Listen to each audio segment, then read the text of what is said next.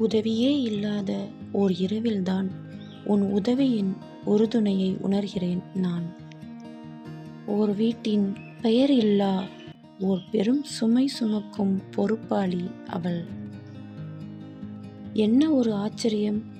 பெண்ணாக பிறக்கும் போதே நிரந்தர வேலை ஒன்றை பெற்றுவிட்டாள் அவள். ஆனால் அதற்கான கூலிதான் எத்தனை உழைத்தும் கிட்டவில்லை அவளுக்கு. ஓடும் வாழ்க்கை ஓட்டத்தில் தன்னையே தொலைத்துவிட்ட நீ விடாமல் தொடர்ந்து எதைதான் தேடிக்கொண்டிருக்கிறாய்? மெழுகாய் நான் இங்கு உருகுவதை பிரகாசமாய் ஒளிர்ந்து கொண்டிருக்கும் உனக்கு உணர்த்துவது யாரோ? கேள்விக்கு பதில் தெரிந்தும் அதிகாரத்தின் ஆதிக்கத்தால் பேசப்படாத உண்மைகள் இங்கு ஏராளம். சரியா தவறா என்ற கேள்வி பதிலில் அதிகாரத்திற்கு மட்டும் எப்போதும் சரி என்றே பதில் வருகிறதே, அது ஏன்?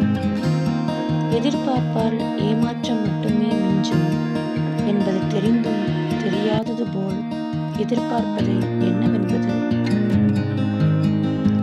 காத்திருந்து காத்திருந்து கரைந்து போனது